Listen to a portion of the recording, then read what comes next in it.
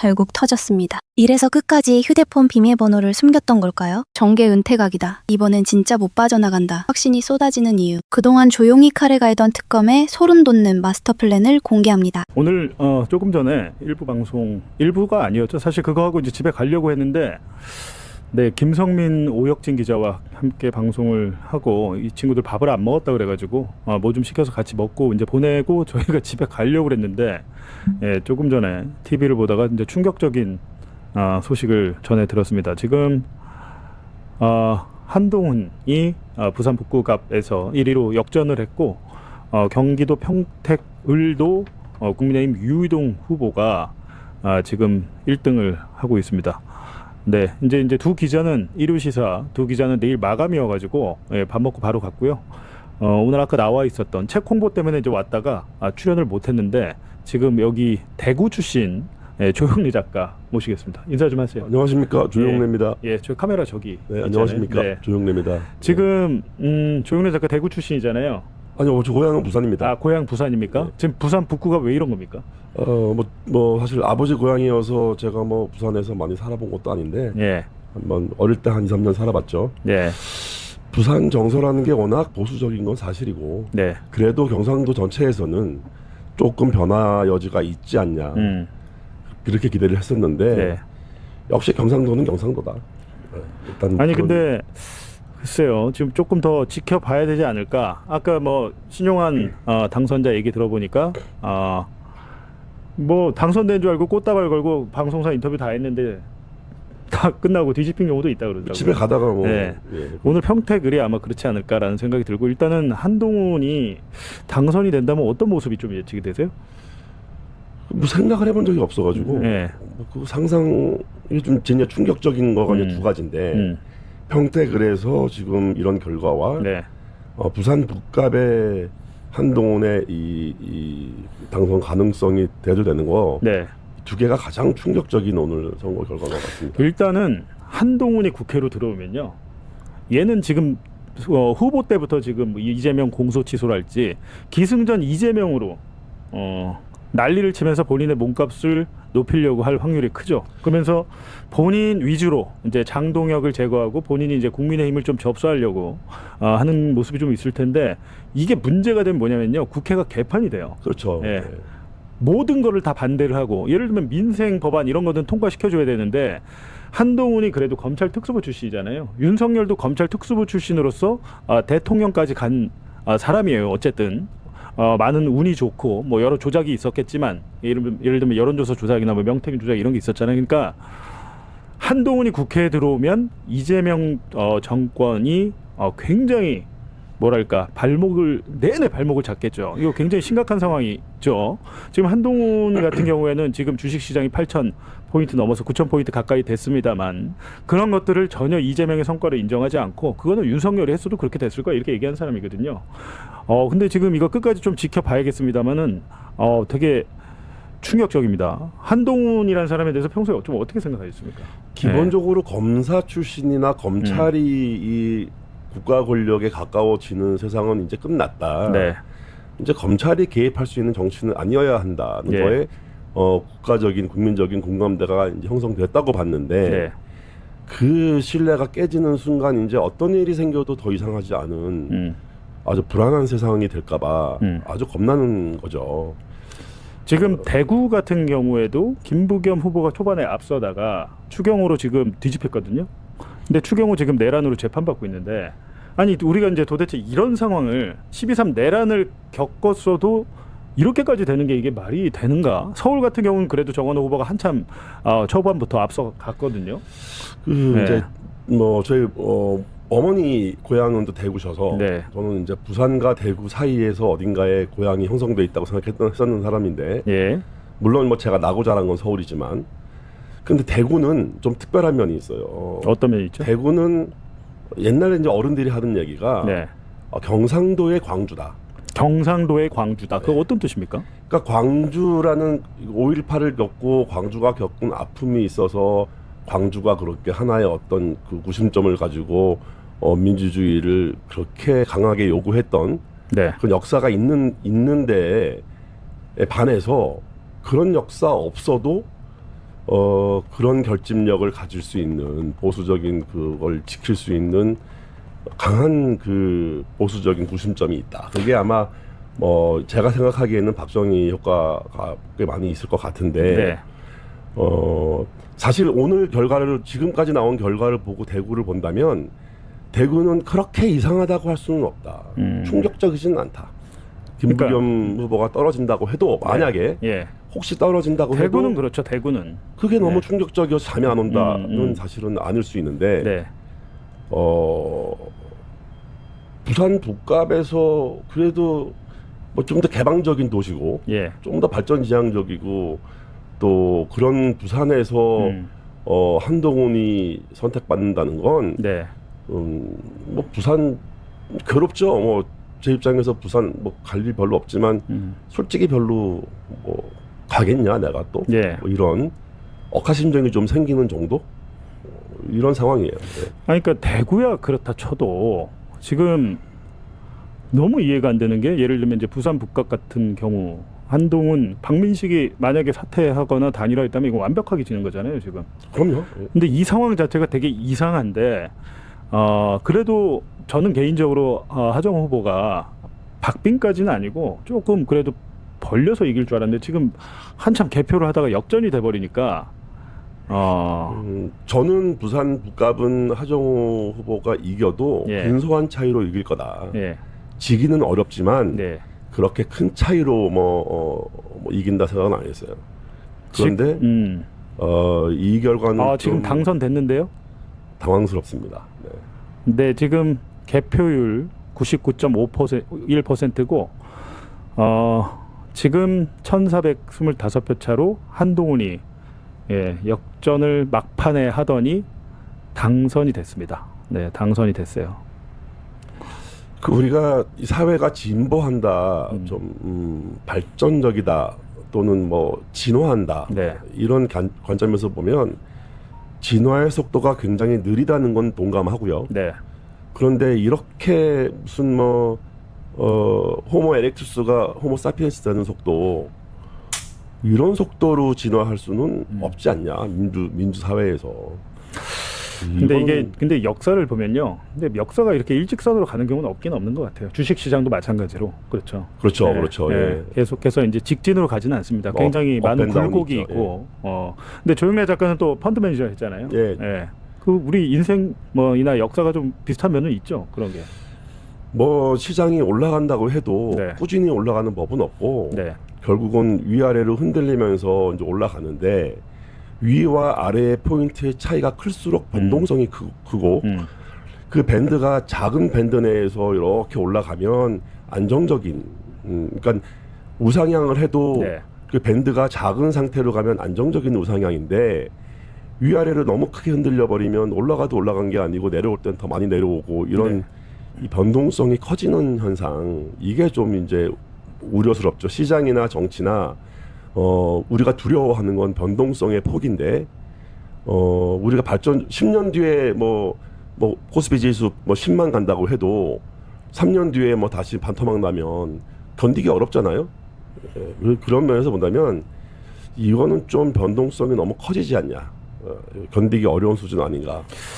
네. 부산 북갑에서 한동훈이 43%를 득표해서 무소속 6번이었거든요. 사실 6번 당선되기 쉽지 않은데 지금 아까 보니까 1,400표 정도 났단 말이에요. 근데 지금 한동훈은 그 지지자들이 위장 전입했다는 의혹이 좀 불거진 상황입니다. 그거 아세요?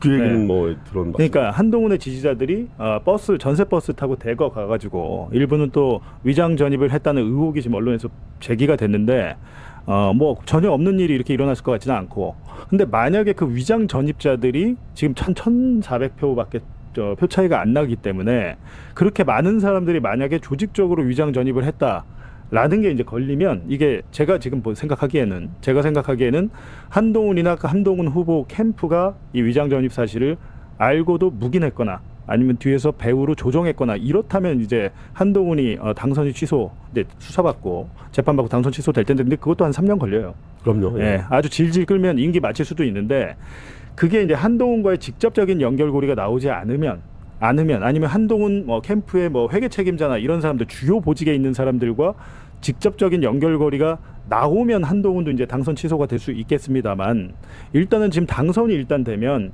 지금 공직선거법은요 당선자한테 절대적으로 유리합니다. 이 공직선거법은 떨어진 사람한테 굉장히 가혹해요.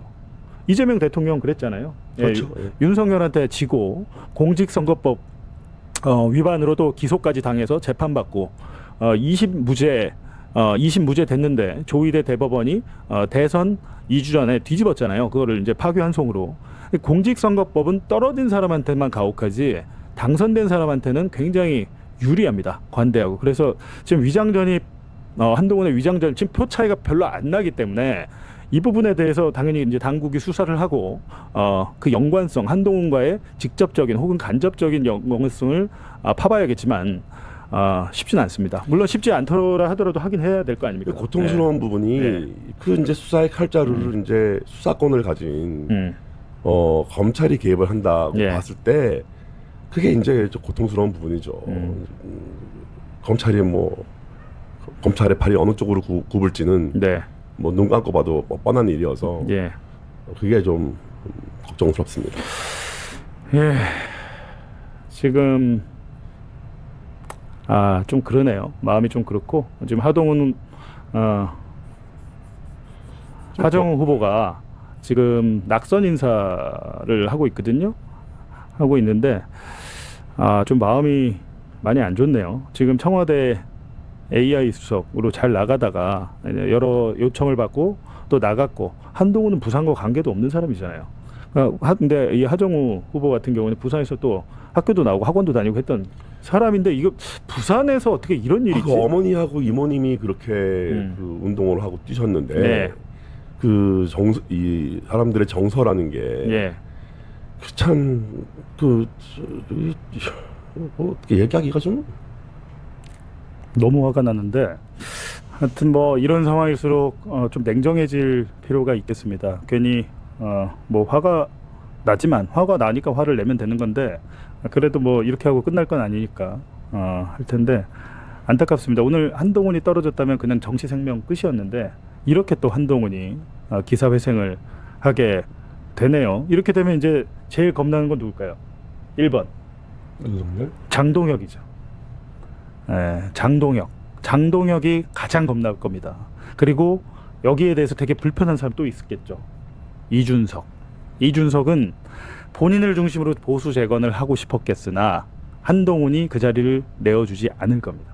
그러니까 이준석은 다음 대권에서 자기가 국민의힘 후보가 되고 싶을 거예요. 합당을 해서. 그리고 장동혁이나 이런 사람들을 다 몰아내고 본인이 접수를 하고 싶겠으나 지금 그거는 이제 물 건너갔습니다. 이제 한동훈이 국회에 당선됐으니까 이제 친한동훈계 뭐 배현진이나 이런 사람들은 한동훈을 당으로 받아야 된다. 국민의힘에서 받아야 된다. 한동훈은 일단 입당 원서를 낼 거예요. 입당 원서를 받든지 안 받든지 간에 그거는 국민의힘에서 결정을 하는 것이고 한동훈은 명분을 쌓는 거죠. 한동훈은 절대 창당하지 않을 겁니다. 사실 이 한동훈에 대해서 제 후배 중에 한 명이 이 상황을 좀 크게 놓고 길게 보면 한동훈이 되는 게 오히려 뭐 낫다고 말하긴 그렇지만 약이 될 수 있다. 약이 될 수 있다. 어떤 면에서요? 그러니까 이 한동훈을 극복하는 과정이 결국은 민주당이 한 단계 더 발전하는 어떤 그런 과정이 될 수 있다. 이제 그 문제를 우리가 더 많이 알게 될 거다 이런 얘기인데 그런 뭐 얘기가 있었어요. 그래서 뭐 후배도 한동훈을 뭐 될 거라고 보는 건 아니지만 만약에 돼도 길게 보면 악재는 아니다. 아주 길게 보면. 근데 이거는 이제 애써 긍정적으로 평가하는 것이고 당장에는 여러 가지 당장은 이건 그냥 대형 악재예요. 악재 플러스 발목 잡기로 나와서 별의별 이게 툭하면 기자회견하고 방송에 나와서 저걸 할 텐데 제가 이제 좀 걱정되는 거는 뭐냐면 민주당에서 한동훈을 대적할 만한 사람이 1대1로 붙었을 때 대적할 만한 사람이 누가 있을까요? 제가 볼 때는 그게 선뜻 떠오르지가 않습니다. 민주당에서 한동훈과 붙었을 때 1대1로 맞설 수 있는 사람이 몇 명 있을까? 아마 말싸움은 뭐 정청래 대표도 잘하고 하니까 그럴 수 있습니다만 어찌됐든 한동훈은 본인이 직전에 대선 주자로서 부산 북구갑에서 단일화를 하지 않고도 당선이 됐기 때문에 얘는 지금 날개를 달았어요. 날개를 달았고 국민의힘을 접수하려고 시도할 수 있고 이준석을 누르고 만약에 이준석이 함께 하려면 자기 밑으로 들어오지 않으면 절대 안 받을 겁니다. 이준석을 아마 애로 보겠죠. 애로. 자기의 경쟁자로 생각하지 않을 겁니다. 그러니까 다 얘는. 변칙적인 뭐 복서로 따지면은 변칙 복서인데 전공법이 없으니까 네. 대응법도 지금 우리가 별로 없는 거죠. 네. 어떤 변칙수를 쓰게 될지. 그러니까 지금 댓글 보니까 우리 도다 파파님께서 저 부산 북구 주민인데 열받아 미치겠어요. 예, 이제 우리 운우는 그럴수님은 부산 대구는 이제 딴 나라 사람들이다. 한동훈이 당장 내일 아침에 뭐 할 것 같습니까? 제가 맞춰볼까요? 이 사람은 내일 아침 시선집중, MBC 라디오 시선집중과 CBS 박성태 뉴스쇼에 등장할 겁니다. 예, 등장할 거고 그 둘 중에 하나는 전화 연결을 할 것이고 본인이 가고 싶은데 한 곳은 출연을 할 텐데 제 예언입니다. 이거는 MBC 김종배 시선집중은 전화 연결할 거예요. 그리고 만약에 직접 간다면 본인이 먼저 서울 아침에 몇 시에 올라올지 모르겠지만 직접 간다면 박성태의 CBS 박성태 뉴스쇼나 아니면 SBS 뭐 김태현 변호사가 하는 뭐 김태현의 정치쇼인가요? 거기 전화 연결하고 온갖 군데 다 나올 거예요. 온갖 군데. 이거 제 말이 맞나 한번 내일 한번 보세요. 얘는 지금 내일 방송 스케줄 짜고 있을 겁니다. 그렇게 하면서 어떻게 얘기를 하냐? 한동훈은 앞으로 죽어라 이재명 대통령만 공격할 거예요. 얘는 뭐 정청래고 뭐 김민석이고 거기는 건드리지도 않을 거예요. 왜냐하면 자기를 차기 대선 주자급으로 올리기 위한 정치적인 언어, 머리는 좋기 때문에 그런 어떻게 보면 장기술 같은 거 굉장히 빨리 학습을 하더라고요. 한동훈이 내일 아침부터 하는 행보가 문제는 이 사람이 이렇게 행동하는 것을 많은 언론들이 기사로 만들어준다는 겁니다. 그러면 포털의 대다수의 뉴스가 한동훈으로 당분간 도배될 확률이 크죠. 아니 금요일날 우리 TBS 봉인해지 한번 초대를 할까? 그렇게까지 보이지는 않지만 이 변칙성 예측할 수 없는 형태의 게임을 하게 될 가능성이 아주 높아서 그렇죠. 지금 우리 댓글 중에 한동훈이 법사위 장악할 듯. 지금 법사위가 국민의힘이 약하거든요. 국민이 약한데 아마 무소속으로 일단은 들어와서 법사위 신청을 하겠죠. 법사위에 들어오고 일단은 당장 지금 얘가 계속 했던 말이 뭐냐면 이재명 공소 취소하면 뭐 위헌이다. 그게 내란이다. 이렇게 얘기를 했는데 하정우 후보한테 TV토론에서 물어보기도 했어요. 근데 얘가 이제 제가 장담하건대 이재명 대통령 조작기소 특검은 본인이 피의자가 될 수도 있습니다.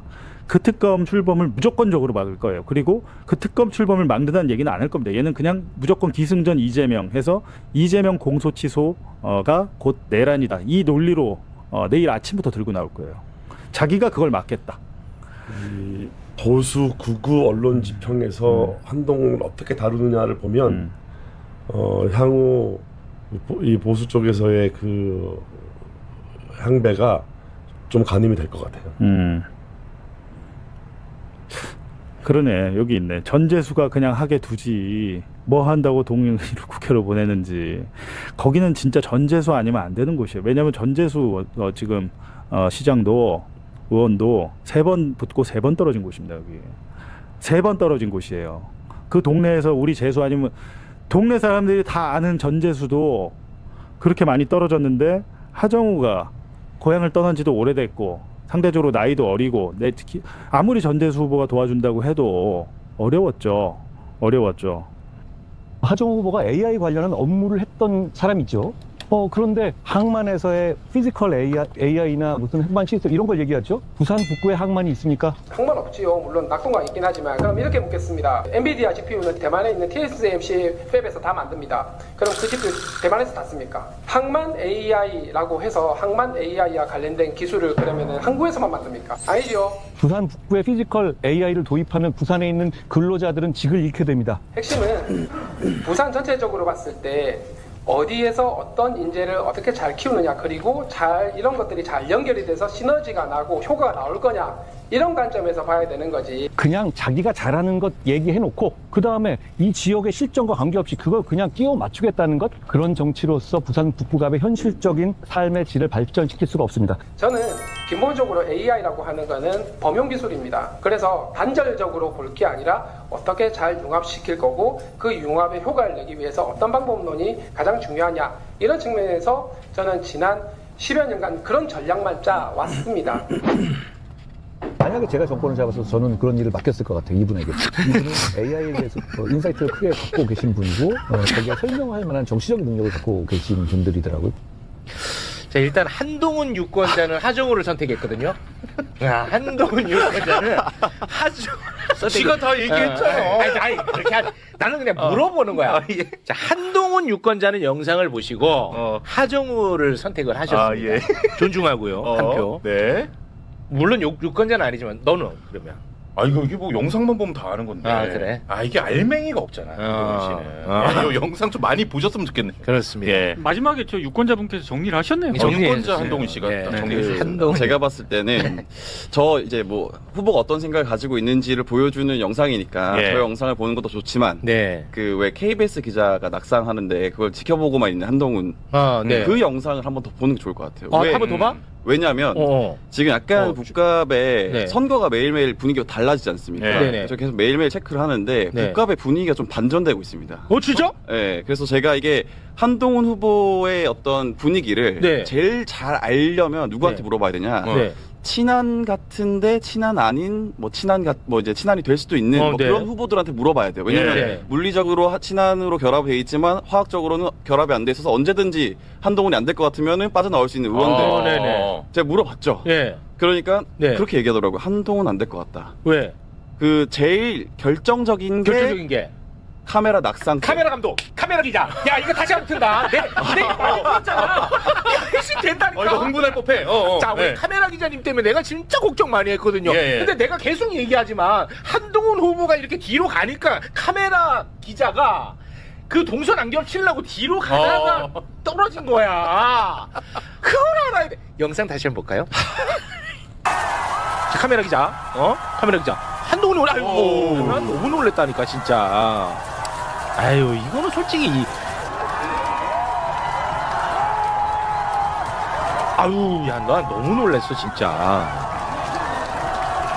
봤잖아. 한동훈 봤잖아. 인식했잖아. 인지했잖아. 그런데 한마디도 안 했고 너 할 거 했잖아. 아유. 이제 그런 평가를 네. 합니다. 이거 한동훈이 후보 막판까지 선거 막판까지 결정적으로 영향 미칠 거다. 그러니까 이게 그래요. 어떻게 보면은 되게 서글픈 현실인 건데 사람들이 후보의 정책을 보고 네네. 이 후보에 대해서 판단을 해야 되는데 네. 이 장면을 보고 네. 한동훈 위기의 인간 본성이 나온다. 그렇지. 네, 그건 그건 현명한 거야. 그 주민들이 그대로 그거를 받아들이더라고요. 그러니까 그건 이게 현명한 거예요. 이게 뭔데 한동훈 캠프에서도 뭐라고 못하는 게 네. 하정우 후보 손털기 논란으로 얼마나 공격했습니까? 그건 난리 쳤잖아요. 그러니까 이거 본인들도 별말 할 수 없는 부분이에요. 네. 그래서 이게 되게 웃긴 게 뭐냐면 마음이 떠나니까 네. 다른 것도 나빠 다 나쁘면 왜요? 예를 들면요. 그거구나. 예. 그러니까 이게 그런 얘기도 해요. 그러니까 정영근 정영근. 너가 하지 말랬잖아. 그거 다 정리했잖아. 왜 정영근 왜? 뭐야? 정영근이 후원회장. 국갑에서 먹힌다고 했잖아요. 예. 근데 약간 뭐랄까 샤이 반 정영근이라고 해야 될까요? 예. 정영근을 싫어하는데 말 안 했던 사람들 고문당할까봐 말 못하는 거지. 이제 다시 지역에다가 연락을 한답니다. 정영근 별로다. 그렇지. 정영근 역풍이다. 그러니까 이게 지금 분위기에 따라서 사람들이 마음이 이렇게 발현되는 정도가 달라지는 것 같아요. 제가 네. 봤을 때. 그래서 정영근이 패착이다. 이거 그래서 친한 중에는 한동훈 캠프에다가 정영근 철회해야 된다라는 얘기도 한 사람도 있습니다. 제가 취재하기로는. 근데 왜 하지 말라고 그런 거야? 그래. 그거 봐. 그러니까 상식은 통합니다. 아니, 우리 박형광 기자님. 네. 왜 저한테 그따위로 얘기했어요? 아니 상식은 통해요. 지역시도 흘렸잖아요. 부산 시민에 대한 모독입니다, 그거는. 네, 제가 반성하고 있고 예. 그 시점에서는 그게 통한다라고 많이들 생각을 했기 때문에 네. 그랬고 지금은 사실 그게 또 어떻게 보면 최욱 MC님의 영향력 아닌가. 아니, 부산은요 민주화 도시예요. 그렇죠. 이게 부산 시민에 대한 모독입니다. 그것은. 맞습니다. 부산 진짜 살아있네 막. 그래서 실제로 그 한동훈 캠프에서 그러니까 부산 지역에 있는 분들한테 도움을 요청할 거 아닙니까? 조금이라도 인연이 있고 하면은. 네. 근데 그 정영근 때문에 안 간다라는 사람들이 맞습니다. 있어요. 왜냐면 이게 중앙 정치에서 바로 영향을 미치거든요. 맞습니다. 지역에는 한정적으로 좋을 수도 있을지 모르겠지만 네. 중앙 정치하는 의원들에게는 굉장히 큰 타격입니다. 그렇습니다. 상식이지. 만약에 진짜 내가 한동훈 캠프에 있는 사람이야. 근데 정영근이를 후원회자라고 앉혀? 그럼 나는 빠질 거예요. 네, 그 정확하게 그런 현상이 나타나고 있어요. 그렇습니다. 이게 말이 안 되거든. 이거는 상식이 아니거든요. 그럼요. 예. 근데 그 선행에서 가장 결정적인 건 아까 영상 봤던 네. 저걸로 이렇게 KBS 기자가 떨어지는데 네. 보고만 있었던 보고만 그 있었던 장면이 그 중요한 거야. 굉장히 왜냐하면 비호감도를 샀다. 자, 지금. 정책이라는 거 중요하죠. 예. 근데 내가 부산에 뭐 사직구장 200개 만들겠습니다. 정책으로 내. 근데 이 사람을 뭘 믿고 내가 그거를 믿고 찍어줘. 사람 댐댐이를 그렇죠. 보는 거예요. 맞습니다. 가장 맞지 기본이죠. 않습니까? 예. 사람이 떨어졌어. 그러면 이거는 그냥 조건 반사야. 그럼요. 뭐야 바로. 괜찮아? 예. 조건 반사란 말이에요. 그렇죠. 근데 거기에 대해서 아무렇지도 않아. 어떻게 믿습니까? 정책을 발표하는 것에 대해서. 맞습니다. 그래서 그 영상을 자주 트시면 네. 아주 좋을 것 같습니다. 아, 네. 대단히 고맙습니다. 자, 지금 민심은 어떻습니까? 민심. 예, 그 민심 결국에는 이게 대의민주주의이기 때문에 내 뜻을 과연 저 정치인이 대신 전달해 줄 수 있을지 예. 공감 능력이 중요한데 그렇습니다. 바로 그 부분 때문에 공감 능력 나랑 저분이 과연 공감할 수 있을까? 그 부분이 떨어지면 지지율 떨어질 수밖에 없거든요. 확장될 수 없고. 예. 그럼에도 불구하고 지금 박민식 후보보다 높은 한동훈 후보 지지율이 계속 발표가 되고 있는데 네. 예, 최근 한국갤럽 조사가 있었고요. 또 한국리서치 조사가 있었는데 일단 준비한 화면은 4페이지에 있는 한국갤럽이 5월 10일, 13일 조사한 건데 하정 후보는 계속 어느 조사나 1위를 달리고 있습니다. 대략 40% 안팎. 저희 리얼미터도 했었을 때 3%가량 나왔었고요.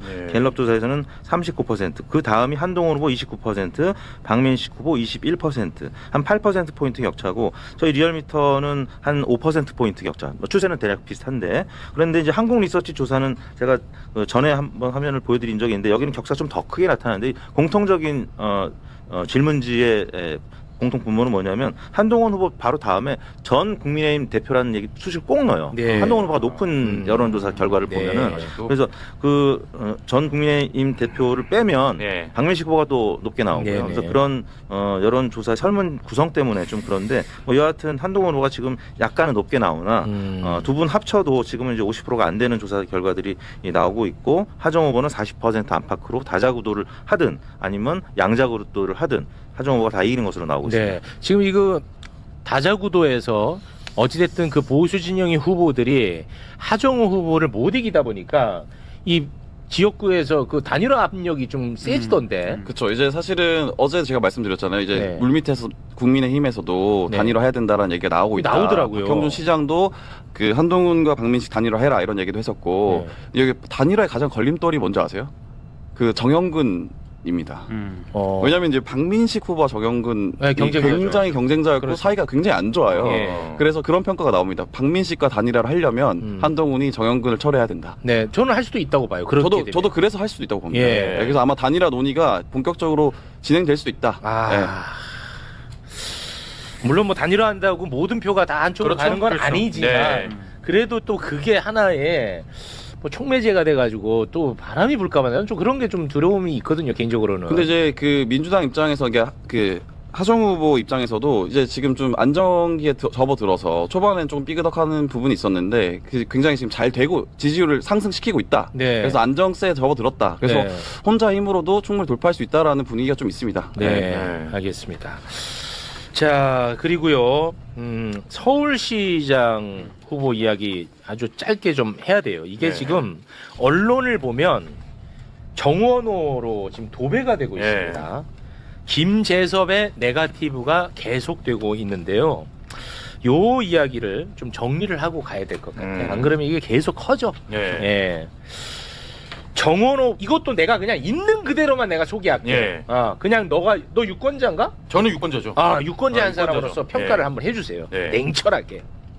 정원호 후보는요, 1995년 폭행 혐의로 벌금 300만 원을 냈습니다. 이 정원호 후보는 이 사건과 관련해서 5.18에 대한 인식 차이로 민자당 당시 민자당 소속 의원 보좌관과 다툼이 있었다라고 해명을 해왔습니다. 그리고 반성한다, 부끄럽다. 그런데 김재섭이가요, 이 사건은 5.18에 대한 인식차로 다툼이 있었던 사건이 아니다 라면서 새로운 의혹 제기를 하고 나섰는데 김재섭의 모습 이어폰 착용해 주시고 영상으로 잠깐 보고 오겠습니다. 술자리에서 카페 주인에게 여 종업원과의 외박을 강요하고 이를 거절하는 주인을 협박하였으며 정 후보를 제지하는 시민을 폭행하고 출동한 경찰관마저 폭행한 끔찍한 사건이었습니다. 5.18에 대한 인식 차이로 다툼이 있었던 게 아니고 여종업원과의 외박을 강요하면서 폭행을 행사했다. 아주 뭐 끔찍한 이야기입니다. 이게 그냥 뭐 밑도 끝도 없이 얘기한 건 아니고 근거를 제시를 했어요. 그 근거가 뭐냐? 1995년 양천구 의회 회의록입니다. 그 회의록을 좀 소개를 해주시겠습니까? 장행일 구의원, 뭐 무소속, 그때는 정당이 그 기초의원은 정당 소속이 아니니까요. 장행일 구의원이 비서실장과 비서가 카페에서 술을 15만 원 상당 마신 뒤 카페 주인에게 여 종업원과 외박을 요구했으나 주인이 이를 거절하자 비서실장과 비서는 앞으로 영업을 다 해먹을 것이냐는 등으로 협박을 하면서 주인과 말다툼을 하던 중에 옆 좌석에서 술을 마시고 있던 모 의원의 비서관이라는 손님이 이를 만류하자 구청장의 비서실장과 비서는 모 의원의 비서관에게 비서관이면 최고냐 하면서 폭행을 가했다라고 주장을 했다. 이건 장행일 당시 구 의원의 일방적인 주장입니다. 그렇습니다. 자, 이것은 정원호와 정치적으로 대척점에 있는 한 정치인의 일방적 주장이 기록된 거야. 그럼 이것은 주장이지만 사실일 수도 있고 사실이 아닐 수도 있잖아. 그렇지 않습니까? 내가 최영진은 쓰레기다 라고 의회에서 얘기했으면 그걸 속기록으로 남기는 거야. 남기죠. 그럼 쓰레기일 수도 있고 아닐 수도 있잖아. 아니죠. 그러니까 그럴 수 있잖아. 그렇죠, 예. 그러면 우리는 다른 객관적인 자료를 봐야 되는 거예요. 그게 중요하죠. 그렇습니다. 그렇죠. 예.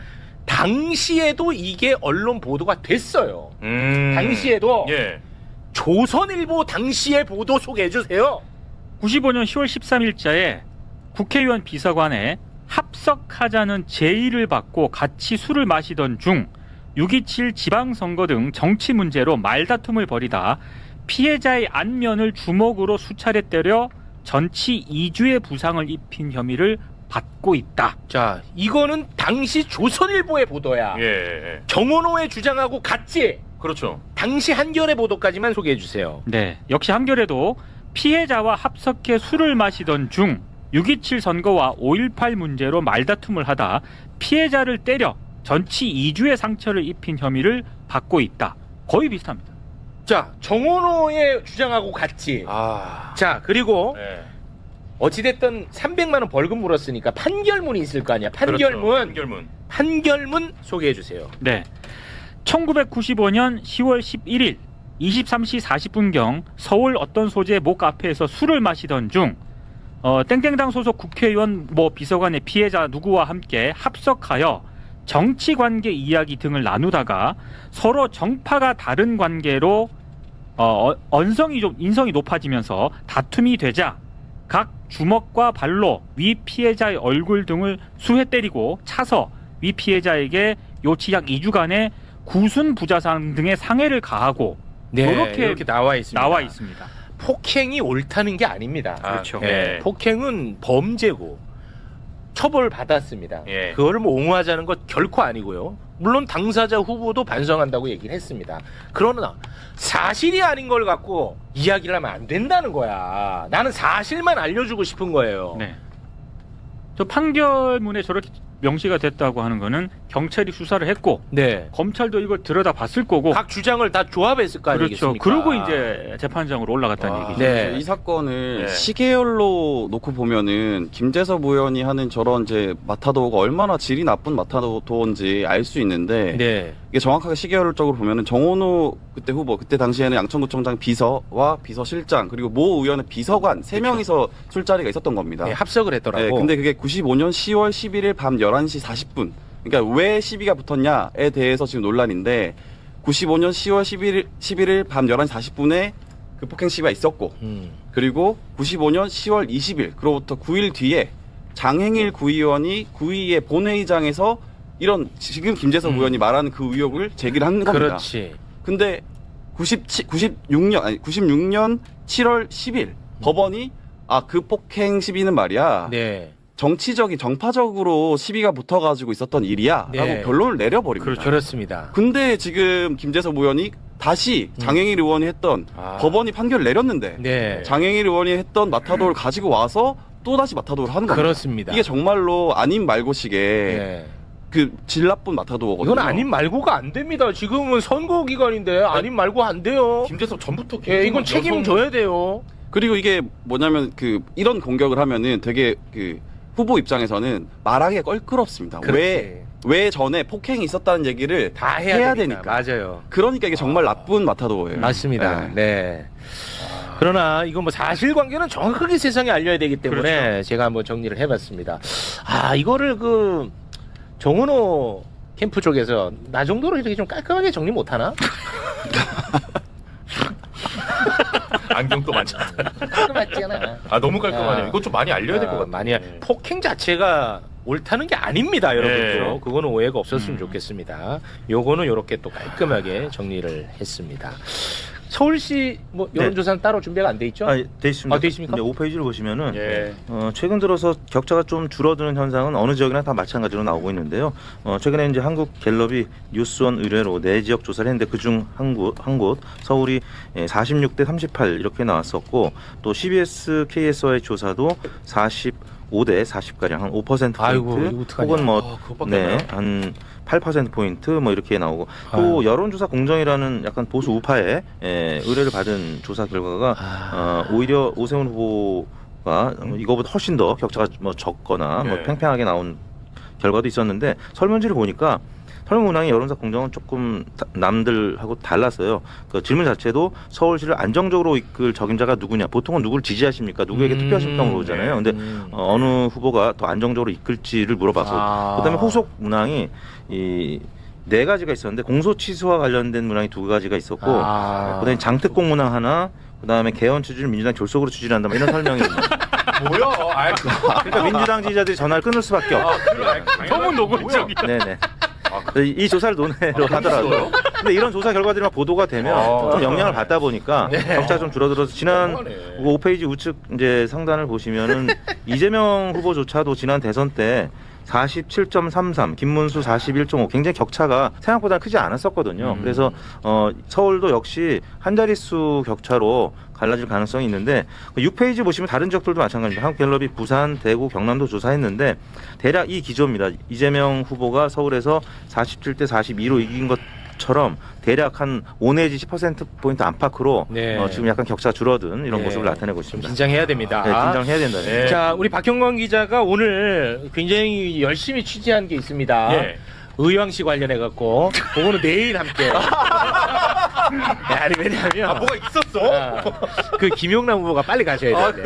알았지?